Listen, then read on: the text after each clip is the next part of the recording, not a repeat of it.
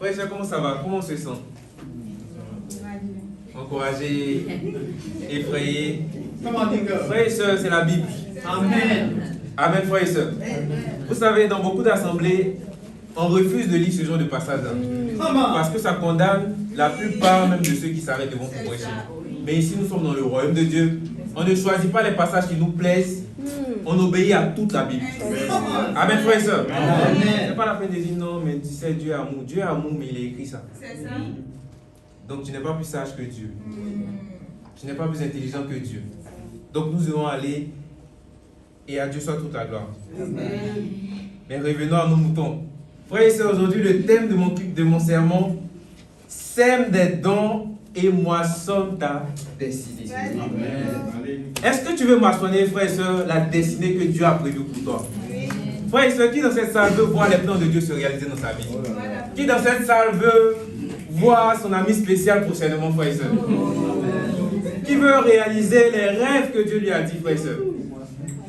Il y a un seul secret. Frères et sœurs, dis la semence. Tu n'as pas dit ça avec conviction.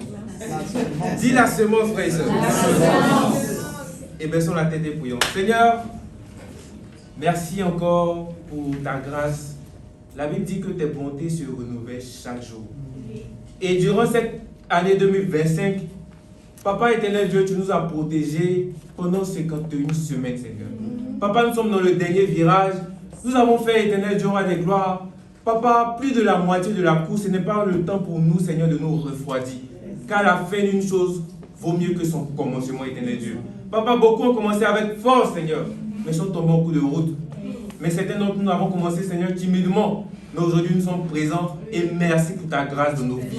S'il te plaît, éternel Dieu, roi des gloires, encourage-nous avec ta parole en cette fin d'année, afin que nous soyons fixés, afin que nous soyons encouragés, mais surtout défiés, Seigneur, pour terminer l'année en feu. Merci pour ce message que tu nous donnes. Je prie, éternel Dieu, que les cœurs qui se ferment s'ouvrent, Seigneur, devant ta parole. Papa, tu as dit devant toi, tout genou fléchit. Et Père éternel Dieu, toute langue confessera que tu es Seigneur. Roi des gloires, ce matin, que nos cœurs confessent que tu es le Seigneur, que tu es le roi des rois, que tu es celui qui mérite tout l'honneur, la louange et l'adoration. Merci, éternel Dieu, roi des gloires. Papa éternel Dieu, de nous encourager. Béni sois-tu élevé, soit-tu au nom de Jésus. Amen. Amen. Sème des dons et moissonne ta destinée. Frères et sœurs, nous sommes dans le mois de décembre. Et le mois de décembre, c'est le mois de toutes les festivités. Et on a déjà commencé les festivités avec le culte culturel qui était glorieux. On a mangé la bolo, la tchéké, la sauce graine. Amen. Il y a eu beaucoup de personnes qui ont célébré l'anniversaire. Je pense qu'il y a eu plus de 5 personnes. Bon, pour ceux à qui je n'ai pas sauté personnellement joyeux anniversaire, je me réponds joyeux anniversaire à vous maintenant. Et c'est pas fini, frères et sœurs. Bientôt, le mercredi prochain, nous aurons le gala de la jeunesse. Est-ce que la jeunesse peut être contente? Frères et sœurs, vous savez, quand on parle de gala, c'est vraiment un gala. Et un gala demande la participation de tout le monde. Parce que c'est une fête céleste. Ce n'est pas seulement un événement où on part manger. C'est une réunion des célestes qui vivent sur la terre. Nous sommes du monde. Nous vivons dans le monde. Mais nous ne sommes pas du monde, frères et sœurs. Donc le gala, c'est la fête du ciel sur la terre. Amen, frères et sœurs. Amen. Il y aura aussi le 31, la traversée. Donc décembre est un mois de festivité. Et généralement, quand on parle de fête, le monde pense à tout, sauf à honorer son Seigneur. Généralement, quand on parle de fête, on pense que c'est une permission de Dieu pour pécher volontairement. Mais frères et sœurs, pour nous les disciples, c'est différent. Quand on parle de décembre, chacun de nous espère et attend recevoir un cadeau. Vrai ou faux? Vrai. Recevoir les cadeaux devient le langage d'amour universel. Tout le monde s'attend, bon, ils vont me donner quoi encore? Et on commence à faire une liste pour envoyer à nos amis. Tu sais, ça me plaît. Mais frères et sœurs, dans le royaume de Dieu, nous avons découvert un secret qui renverse cette logique. Il y a plus de bonheur à donner qu'à recevoir dans le royaume de Dieu. Et aujourd'hui, Dieu veut nous rappeler qu'il y a plus d'avantages, il y a plus de joie, il y a plus de goût à offrir qu'à recevoir. Vous savez pourquoi? Parce que celui qui donne, on aura toujours pour donner. C'est ça. Mais celui qui est dans la position de receleur demeurera dans cette position à vie. Frères et sœurs, c'est celui qui moissonne, c'est celui qui sème pardon qui moissonne. Amen, frères et sœurs. Et il y a une puissance dans la semence. Allons-y en Galates chapitre 6, le verset 7. Nico, pas vite. Galates 6, verset 7. La Bible dit, ne vous y trompez pas, on ne se moque pas de Dieu. Ce qu'un homme aura sémé, il le moissonnera aussi. Frères et sœurs, voici un passage où l'apôtre Paul nous dit quelque chose et ça nous témoigne de ses convictions. Oui. Il dit ne vous y trompez pas parce qu'il y a certains qui vont essayer de s'y tromper. Il y a certains qui vont essayer de moissonner alors qu'ils n'auront pas sémé. Paul te dit aujourd'hui que ça ne marche pas comme ça. Mais c'est ce qu'un homme aura semé. Il le moissonnera aussi. Et frères et sœurs, selon ce passage, tout ce que nous offrons, en réalité, ce n'est pas une perte. On appelle ça une semence. Et Dieu a donné à chacun de nous une semence. Et quand la semence est semée, ça déclenche automatiquement une loi spirituelle. La loi de la semence et de la récolte. Ça veut dire que, frère et soeur, quand tu sèmes dans la vie des autres, quand tu sèmes dans l'œuvre de Dieu, sois sûr d'une chose, tu vas moissonner ça. Que ce soit en bien ou en mal. Amen, frère et soeur. Est-ce que vous êtes avec moi ce matin? Vas-y, Nico.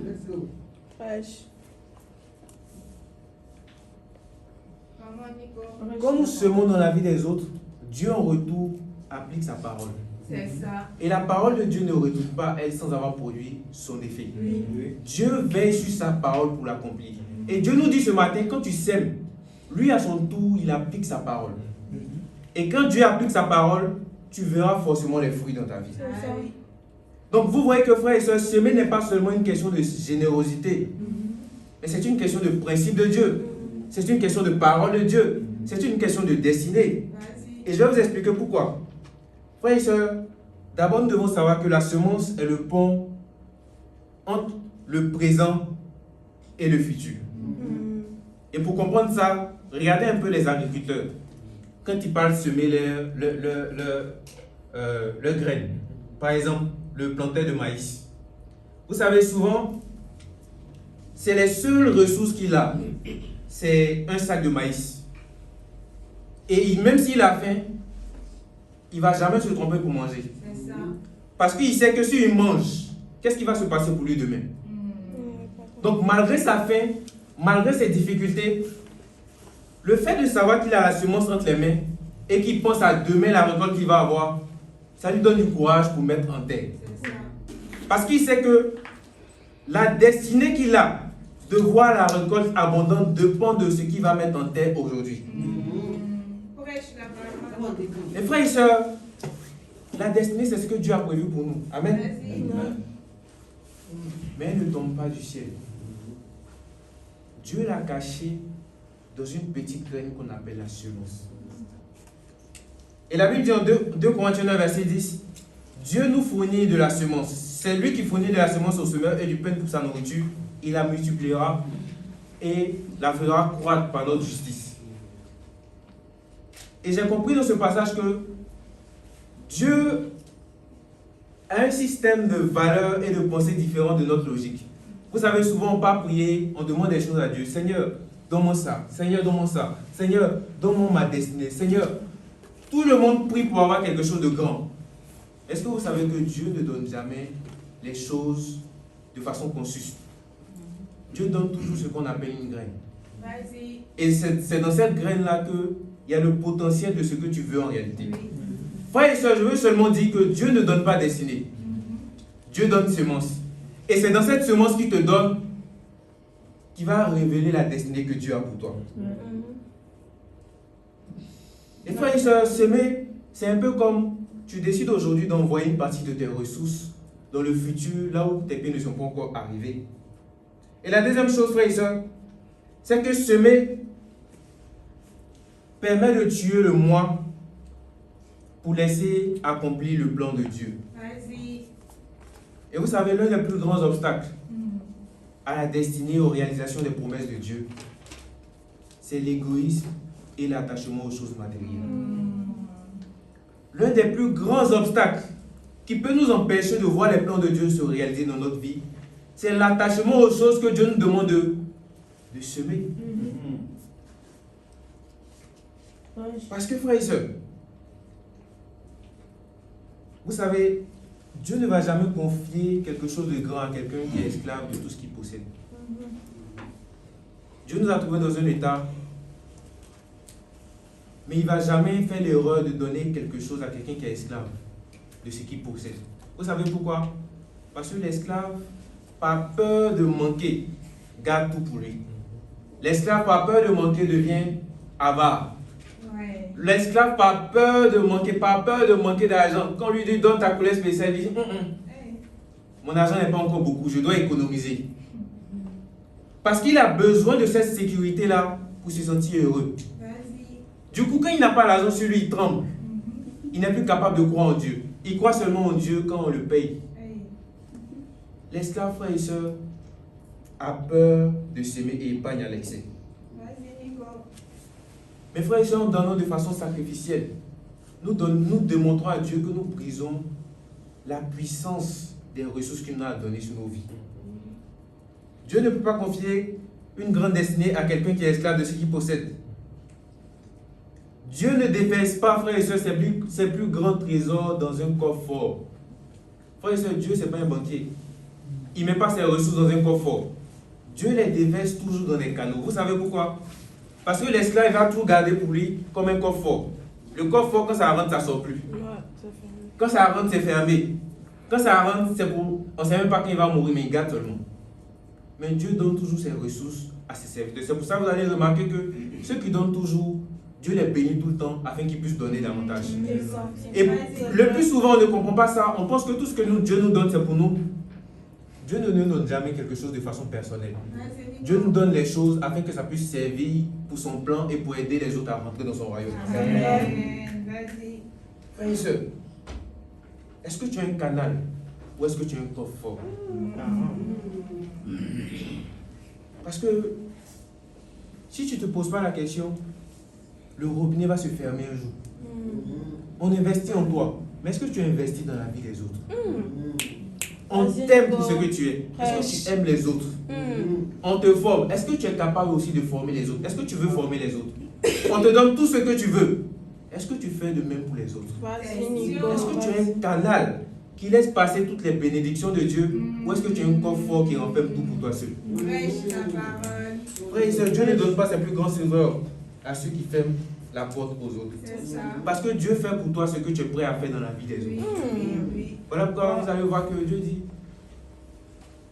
je te pardonne à la mesure à laquelle tu vas pardonner aussi les. Il y a certains qui reçoivent le pardon de Dieu tous les jours. Mais quand quelqu'un les offense, si quelqu'un a fait l'erreur de marcher sur son pied, il va lui en vouloir toute la vie. Et même s'il a dit je t'excuse, dans son cœur là-bas, c'est je te déteste toujours. Vas-y, prêche. Vas-y, Nico. Est-ce que tu as un canal ou tu as un coffre fort? Oui, ça vous savez, Dieu ne cherche pas des propriétaires. Dieu cherche des intendants fidèles. Dieu ne cherche pas des propriétaires. Vous savez, dans la parabole des talents, il a donné 5 talents à un, 3 à l'autre, 1 au dernier. C'est ça. Le premier qui a reçu 5 talents, qu'est-ce qu'il a fait? Est-ce qu'il a gardé ça pour lui? Non. Il a démontré à Dieu qu'il était un canal. Oui. Il a fructifié ce que Dieu lui a donné. C'est ça. Il a semé et ça a rapporté le produit. Celui qui a reçu 3 talents, qu'est-ce qu'il a fait? Il a fait de même. Mais celui qui a reçu 1. Et j'ai compris pourquoi Dieu lui a donné 1. Parce que Dieu connaissait son cœur avant même de lui donner. Il est allé enterrer son talent, mettre dans le coffre fort pour ne pas que quelqu'un s'en rende compte. Et finalement, qu'est-ce qui s'est passé? Dieu lui a dit méchant serviteur. Amen, frères et sœurs. Dieu n'a pas besoin, frères et sœurs, de propriétaires, il cherche des intendants fidèles. Et frères et sœurs,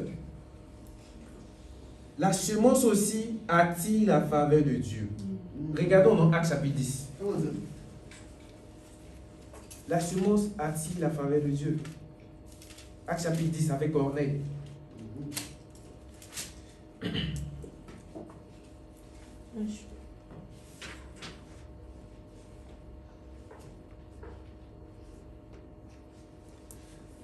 Verset 4. Les regards fixés sur lui et saisi d'effroi, il répondit: Qu'est-ce que, Seigneur? Et l'ange lui dit: Tes prières et tes aumônes sont montées devant Dieu et il s'en est souvenu. Frère, voici l'histoire de Corneille. On connaît tous déjà son histoire. Corneille, c'était un non-juif qui faisait l'aumône, qui priait, mais il n'était pas juif. Et la Bible dit que Dieu s'est souvenu de lui parce que ses prières et ses aumônes sont montées vers Dieu. Et si vous avez remarqué, ses prières ne sont pas montées seules. Beaucoup d'entre nous ont prié beaucoup. Mais laisse-moi te dire que la prière ne monte jamais seule. La Bible dit ses prières et ses aumônes, là c'est gros français, ça veut dire quoi? Ses prières et ses dons sont montés vers Dieu.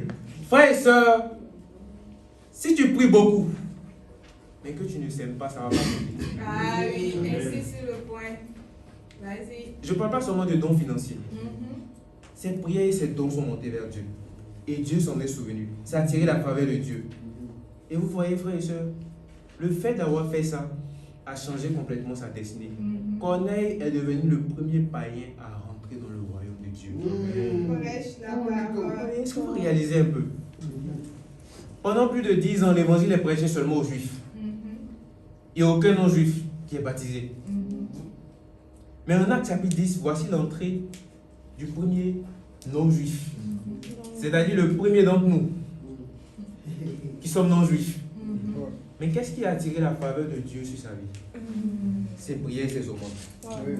Et ses prières représentaient sa relation avec Dieu. Donc sa semence verticale. Et ses dons, sa relation avec les autres. Sa semence horizontale. Et c'est à ce moment précis que sa destinée a pris un coup. Frère et soeur, je ne suis pas en train de dire que nos aumônes achètent la présence de Dieu. Non, ce n'est pas ce que je veux dire. Mais je veux simplement dire que ça attire la faveur de Dieu. Et quand Dieu visite un homme à cause de sa générosité, Dieu ne vient pas seulement avec des bénédictions financières, il vient avec des directives pour sa vie, il vient avec des plans pour sa vie qu'une carte bancaire ne pourra jamais lui donner. Et frères et sœurs, on retient que la semence de Corneille était sur deux axes. L'axe vertical, c'est prière. L'axe vertical, lui avec Dieu. Et l'axe horizontal, avec les autres, en faveur des pauvres. Et nous allons essayer aujourd'hui d'étudier ces deux axes. Et mon premier point, frères et sœurs. 10 premiers points. Le don horizontal. 2 points. Le remède à l'ingratitude. Vas-y. Et bois un peu d'eau. Ça va aller. Le don horizontal, le remède à l'ingratitude. Frères et sœurs, je pense que parfois notre manque de reconnaissance nous fait oublier à quel point nous sommes bénis. Et c'est souvent lorsque nous allons à la rencontre des gens plus démunis que nous en rendons compte. Oui. C'est lorsque nous allons croiser des personnes défavorisées que nous allons réaliser à quel point nous sommes bénis. C'est ça. Et comme mon formateur, l'un de mes formateurs avait l'habitude de dire, nos problèmes sont souvent le réveil caché de nos bénédictions. Vas-y. Ce que nous considérons comme problème aujourd'hui sont en réalité la révélation de nos bénédictions. Mais sauf que nous regardons les choses sous un mauvais angle. Aujourd'hui, quels sont les problèmes que nous pouvons citer que nous avons aujourd'hui? Quels sont les problèmes que nous pouvons citer? Allons-y. Foyer. Loyer. Quoi d'autre? L'argent. En réalité, l'argent n'est pas le problème. C'est ce pourquoi tu as besoin d'argent qui est vraiment le problème. Sinon, manquer d'argent, si tu as la bête, c'est pas un problème. L'argent, quoi encore? Travail. La nourriture. Quoi d'autre? Envoyer l'argent à la Famille. voici le problème que nous avons tous ici au Maroc. Mais frères et sœurs, est-ce que vous réalisez que si nous avons ces problèmes, c'est parce que nous avons une famille? C'est ça. Vas-y. Si aujourd'hui, pour toi, envoyer l'argent à ta famille est l'un des soucis, rappelle-toi qu'il y a des gens qui n'ont pas de famille. Ah. Alors qu'ils ont l'argent, à qui ils vont envoyer? Wow. Qu'est-ce que tu préfères avoir? C'est un point. Avoir le problème là, ou bien ne plus avoir tes parents pour les envoyer l'argent? Problème de loyer, problème de facture, c'est parce que tu as un loyer. C'est pas ça. C'est parce que tu as un toit que tu penses à payer le loyer. Je dois payer le wifi. Amen. Parce que tu as collectionné. C'est parce que tu as un téléphone que tu dois payer le wifi. Il y a des gens qui n'ont pas tous ces problèmes-là. Vous connaissez les SDF? Ouais. Ils sont assis sous le pont là-bas. Eux, ils ont tout gratuitement. Électricité, l'eau. Est-ce que tu veux être comme eux alors?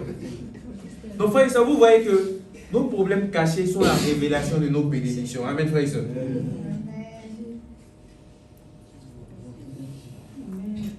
Mais parfois, nous utilisons ces choses comme des prétextes pour éviter de s'aimer dans la vie des autres.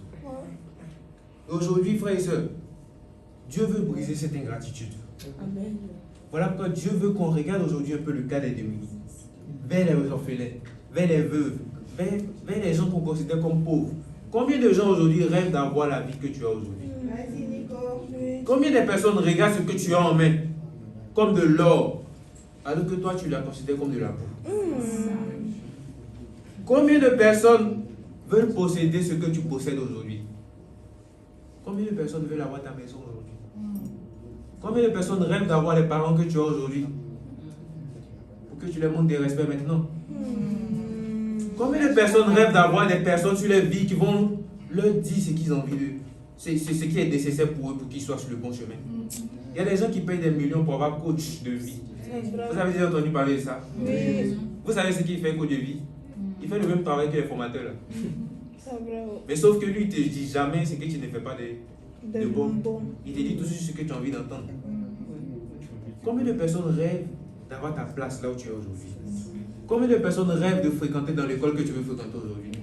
Combien de personnes ont rêvé de faire ta filière?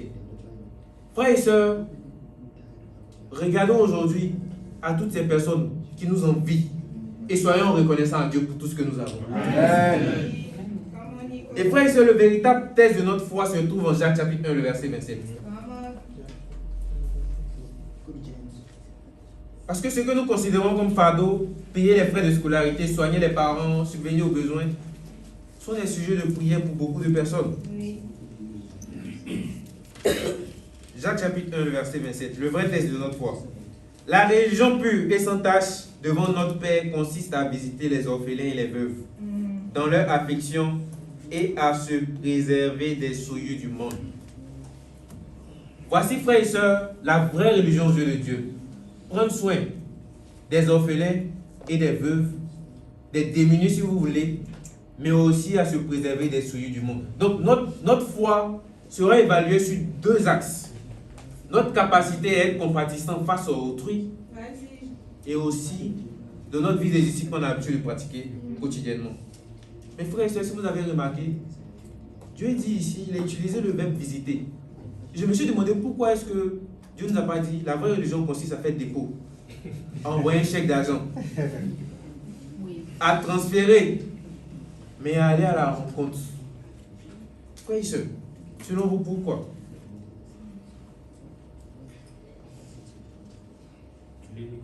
Frères et sœurs, parce qu'en allant vers les démunis, tu te rends compte que tu es béni. En allant vers ceux qui n'ont rien, tu te rends compte que tu as tout en réalité. En allant rendre visite à quelqu'un qui n'a pas ce que tu as, c'est là que tu réalises. En allant à l'hôpital, frères et sœurs, faisons un tour à l'hôpital souvent. Allons-y au service d'urgence. On a un CHU à Abidjan, le CHU de Cocody. Bon, tous les CHU humains à Abidjan. Les pires maladies que tu puisses t'imaginer. Quand tu pars là-bas, toi seul, le temps de prière que tu auras là, tu bénis Dieu pour ta santé. Pourquoi? Parce que tu es allé, tu as vu que tu es béni. Mais souvent, on manque de reconnaissance parce qu'on ne se tourne pas assez vers eux. Et aujourd'hui, Dieu veut qu'on tourne le regard vers eux. Amen, frères et sœurs. Amen. Mais pas seulement pour les regarder, pas seulement pour considérer les situations, mais Dieu veut qu'on tourne le regard vers eux pour être la réponse à leur prière. Aujourd'hui, chaque disciple est appelé à devenir une réponse à la prière d'un enfant de la rue. Chaque disciple est appelé à devenir une solution au problème de quelqu'un. Parce que frères et sœurs, en faisant cela, nous sommes en train de monter non seulement notre vraie identité, mais nous sommes en train aussi de révéler l'amour de notre Père. Et aujourd'hui, j'ai un défi simple pour ce premier point. Décide d'être la solution ou d'être la réponse à la prière d'un démuni. Aujourd'hui, tous les démunis que tu vas croiser, tous les démunis que tu vas rencontrer, tous les enfants qui n'ont pas eu de cadeau, décide de leur offrir quelque chose. Décide de montrer ta reconnaissance en faisant un geste. Amen, frères et sœurs. Amen. Parce qu'en donnant ce que Dieu met sur ton cœur, tu n'es pas seulement en train de te dépouiller. Tu es en train de semer dans une terre qui appartient déjà à Dieu. Et la Bible nous dit en Matthieu 25, verset 35 à 40, Jésus dit, quand j'ai eu faim, vous m'avez donné à manger. Quand j'étais malade, vous m'avez guéri. Quand j'étais en prison, vous m'avez visité. Toutes les fois que vous avez fait ces choses à l'un de mes plus petits, c'est à moi que vous les avez fait. Donc frères et sœurs, en faisant ce acte de bonté, de générosité, de sacrifice, pour répondre aux besoins de quelqu'un, est-ce que vous savez en réalité à qui nous donnons? C'est à Dieu que nous faisons ces choses. Est-ce que nous réalisons cela? Lorsque tu vas donner ce repas à ce mendiant, lorsque tu vas habiller cette personne, lorsque tu vas offrir ce cadeau à cet enfant, tu touches directement le cœur de ton Seigneur. Et la Bible va encore plus loin, frères et sœurs. La Bible dit, n'oubliez pas l'hospitalité en Hébreux 13, verset 12. Car en l'exerçant, quelques-uns ont logé des anges sans le savoir. Frères et sœurs, soit la réponse à la prière de quelqu'un. Et frères et sœurs, si Jésus se cache dans les démunis pour tester notre compassion, laissez-moi vous dire aussi qu'il s'assoit sur son trône pour recevoir notre adoration. Et c'est ce qui me conduit à mon deuxième point. Le premier point, c'était quoi? Le don horizontal. Amen. J'espère que tu as guéri ton ingratitude ce matin. Deuxième point, le don vertical. L'offrande destinée au roi. Le don vertical, l'offrande due au roi. Vous savez, quand on parle de fête, quand on parle de décembre pour recevoir des cadeaux, vous devez savoir que Jésus aussi n'est pas en reste. Lui aussi, il attend son cadeau, frère et sœurs. Pensez-vous qu'on va utiliser son nom, lui donner une fête, parce que le monde a décidé que c'est la fête de Jésus. Amen. Amen. Dieu accepte, Jésus prend, à Dieu soit toute la gloire. Mais pensez-vous qu'on va utiliser son nom et puis le laisser bredouille? Imagine ta fête d'anniversaire où tout le monde reçoit des cadeaux, sauf toi-même le concédé. Comment tu vas te sentir? Donc frère et sœur, Jésus n'est pas contre le fait qu'on lui dise c'est son anniversaire, il n'y a même pas de souci. Mais il demande, démontre-moi alors que tu m'aimes. Amen, frère et sœur. Et c'est la fête de Jésus. Et Jésus aussi mérite de recevoir un cadeau. Et quel est le langage d'amour de Jésus? Nous avons vu ça la semaine passée. Les âmes sauvées. Amen, frère et sœur. Et il y a deux types de cadeaux que Jésus aime. Numéro 1, lorsqu'un pécheur se répand, lorsqu'on emmène une âme et elle est sauvée. Et numéro 2, ton argent. Amen. Parce que ton argent lui sert à pouvoir réaliser son premier rêve. Parce que Jésus veut sauver le monde, frère et sœur. Mais il a besoin de l'argent qu'il a mis entre tes mains pour pouvoir supporter les missions qu'il envoie. Frères et sœurs, l'évangile est gratuit, mais l'évangélisation coûte cher.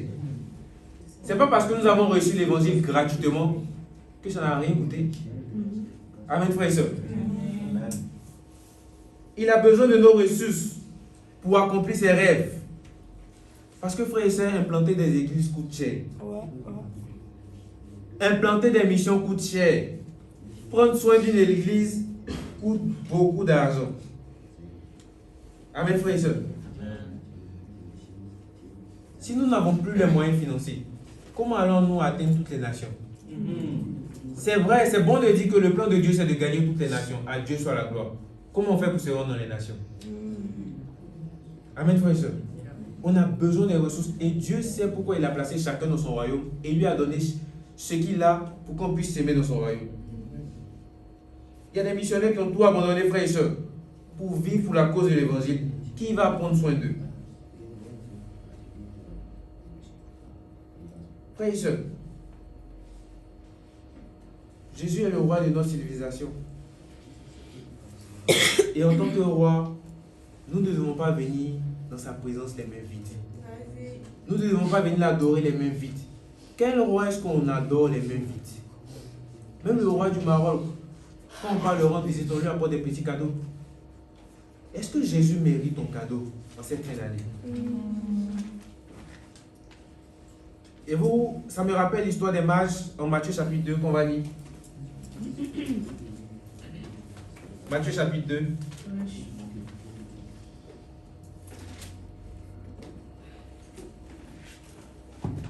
À partir du verset 10 à 12. Quand ils aperçurent l'étoile, ils furent saisis d'une très grande joie.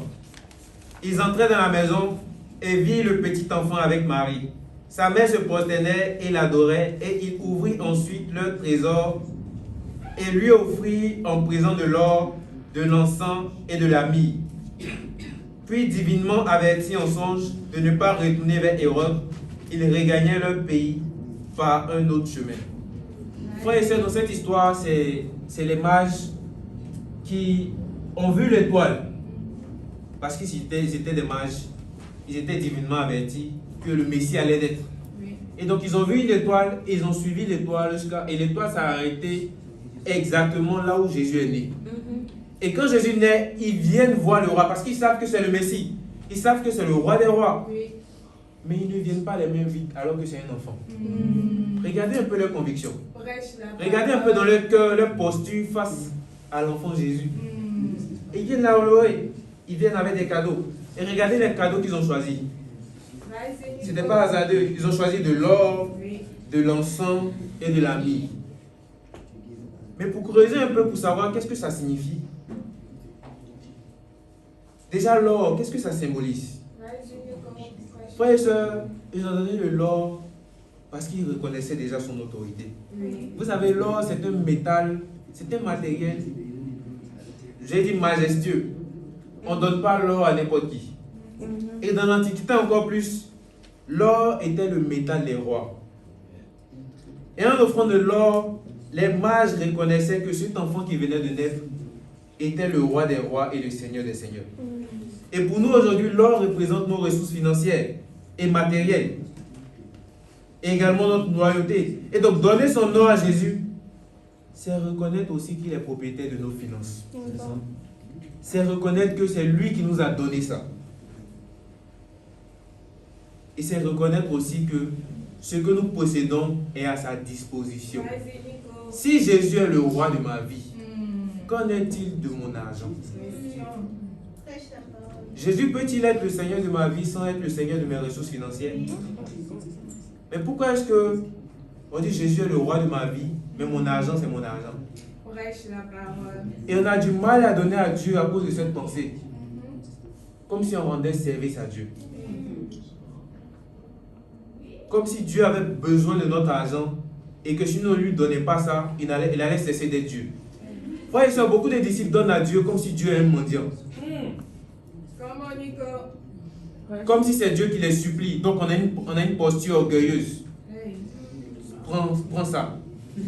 L'église vous me fatiguez trop. Dieu, tu me demandes trop, tu me fatigues trop. Frère et soeur, c'est parce que tu as oublié d'où ce que tu tiens qui te l'a donné en réalité. Les mages ont offert de l'or. Qu'est-ce que tu es prêt à offrir?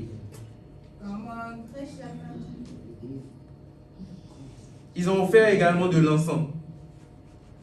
Et l'encens, frères et sœurs, c'était pour reconnaître sa divinité. Vous savez, l'encens dans l'Ancien Testament était utilisé dans le temple par les prêtres pour la prière. Ça veut dire on brûlait l'encens Et la fumée qui montait représentait la prière qui montait vers Dieu. Et Dieu recevait ça comme un parfum d'agréable odeur. Et le fait qu'ils offrent de l'encens, c'était prophétique. C'était pour montrer que celui-là, ce garçon qui vient de naître, ce n'est pas n'importe qui. C'est Dieu manifesté en chair. Et en offrant l'encens, les mages ont manifesté leur dévotion à Dieu. Et pour nous aujourd'hui, frères et sœurs, l'encens représente notre adoration. L'encens représente, frères et sœurs, notre communion avec Dieu. Et chaque matin, Dieu attend que notre encens monte.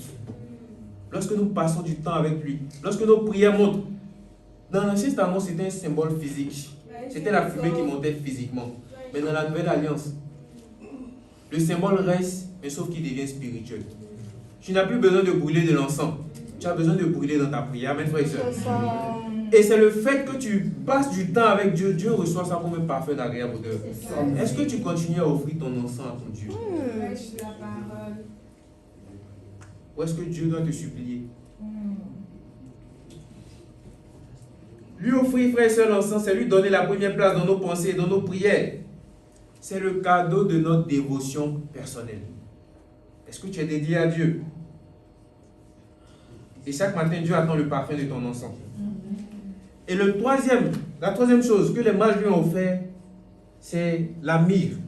C'est un fruit. Et c'est étrange, pourquoi? Parce que la myrrhe était utilisée pour embaumer les corps. Ça veut dire que quand quelqu'un mourait, on utilisait la myrrhe pour le recouvrir. Et c'est étrange de donner ça à un nouveau-né. Vous ne trouvez pas ça bizarre de donner la myrrhe à un nouveau-né? Mes frères et sœurs, c'était un geste prophétique. En le faisant, ils étaient en train d'annoncer que Jésus allait mourir. Et aujourd'hui, frères et sœurs, pour nous aujourd'hui, la myrrhe représente notre consécration et notre sacrifice. La myrrhe, frères et sœurs, c'est accepter les souffrances pour Christ. La myrrhe, frères et sœurs, c'est porter sa croix chaque jour. La myrrhe, c'est renoncer à sa volonté. C'est dire, je suis prêt à mourir à moi-même pour que la vie de Christ se déploie en moi. Frères et sœurs, est-ce que tu t'offres toujours à Dieu? Est-ce que Jésus est toujours Seigneur dans les temps de difficulté? Est-ce que le renoncement est un sujet obsolète dans ta vie? Est-ce que tu continues toujours à t'offrir à Dieu? Est-ce que tu meurs toujours encore à toi-même? Ou est-ce que tu as ressuscité le vieil homme? Frères et sœurs, ces trois offrandes, voici ce que Dieu aime. Notre or, notre encens et notre myrrhe. Ça veut dire nos ressources matérielles, notre dévotion spirituelle et aussi nos sacrifices quotidiens.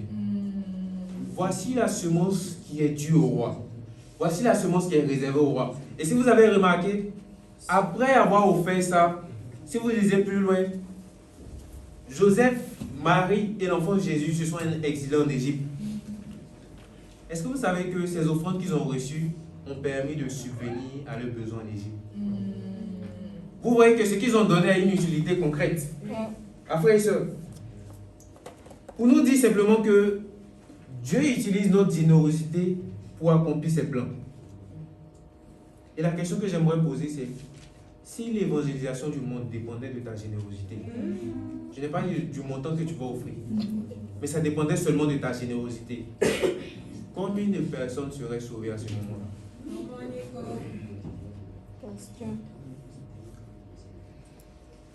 Si ça dépendait seulement de tes sacrifices, combien de disciples aurons-nous? Frères et sœurs, nos offrandes, nos sacrifices, nos semences participent au plan de Dieu. Et les mages n'ont pas donné pour recevoir quelque chose, mais ils ont donné par révélation. C'est parce qu'ils savaient qui était Jésus. C'est parce qu'ils savaient que c'était le roi des rois qui lui ont donné. Et parfois, quand nous refusons de donner, posons-nous la question, est-ce que je connais celui à qui je donne vraiment? Ne nous trompons pas, frères et sœurs. Ce n'est pas un homme qu'on donne. Ce n'est pas pour qu'Alan, comme Alan a l'habitude de le dire, pour qu'on s'achète un jet privé. Ce n'est pas pour qu'on paye des tacos. C'est à qui est-ce que tu donnes? Les mages ont donné par adoration. Frère et soeur, donner à Dieu fait partie de notre adoration. Ouais. Tu peux chanter, prier, prendre le repas du Seigneur, mais si tu ne donnes pas à Dieu, ton adoration est incomplète. Prêche la parole. Et donner à Dieu symbolise également notre obéissance. Ça lui montre notre dévotion.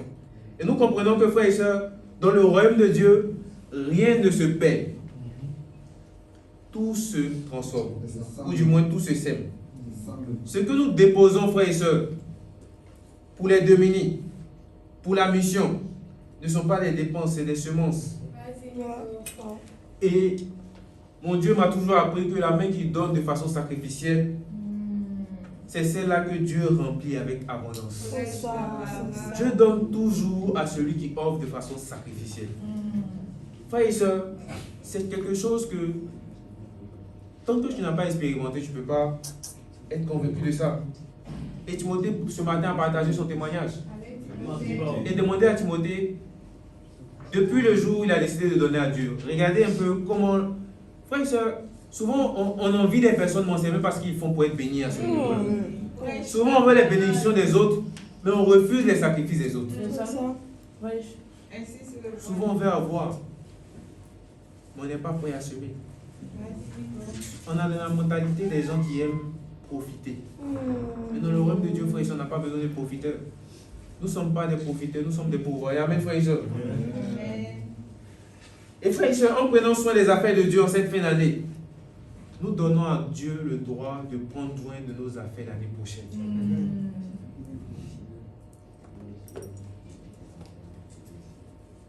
Et aujourd'hui,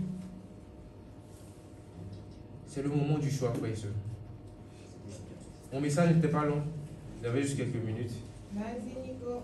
Mais pour terminer, nous devons nous souvenir que une phrase que Dieu m'a mis à cœur, Vas-y. on ne moissonne pas ce que l'on souhaite. Il n'y a personne ici qui va moissonner ce qu'il souhaite. Ça veut dire que tu ne vas pas recevoir ce que tu veux en réalité. Tu vas recevoir ce que tu auras semé. En tout cas, si c'est de Dieu, quoi. Et aujourd'hui, frères et sœurs, je nous appelle à ne pas regarder à la quantité de ce que nous donnons, mais de regarder d'abord à la qualité de notre reconnaissance. Vas-y, Nico. Parce que Dieu n'a pas besoin de ce que tu lui donnes si ton cœur est déjà éloigné. Dieu n'a rien. Ce que Dieu veut d'abord, c'est d'abord ton cœur. Mais comme il sait que notre cœur est attaché à nos ressources matérielles, pour avoir notre cœur, Dieu nous demande nos ressources matérielles. Et frères et sœurs, en s'aimant dans le royaume de Dieu, c'est le moyen que Dieu a trouvé pour nous de cimenter notre cœur dans sa présence. Parce que là où est ton trésor, là aussi sera ton cœur. Et ce matin, je ne n'appelle pas à faire une cotisation, mais à donner de façon joyeuse et sacrificielle à Dieu. Par reconnaissance pour ce que Dieu a fait pour nous en cette année. Et en apportant ce cadeau aux démunis, en répondant à leurs prières, on guérit notre ingratitude. En apportant, frères et sœurs, nos offrandes d'action de grâce pour la mission, nous préparons la victoire pour l'année prochaine. Et aujourd'hui, le défi, c'est simple. Comme vous le savez déjà, on avait déjà annoncé, on aura une collecte d'action de grâce.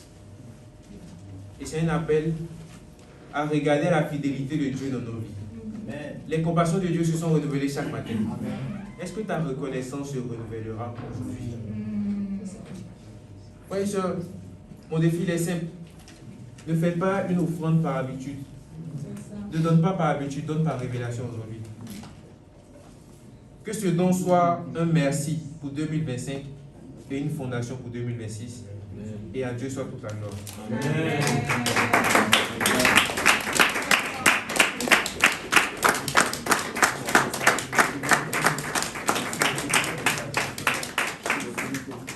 Donc, frère, après le mot de clôture, on aura la collecte d'action des grâces. Donc, je laisse Oscar pour clôturer. Vas-y, Oscar. Amen, frères et sœurs. Amen. J'espère que vous allez tous bien. Moi,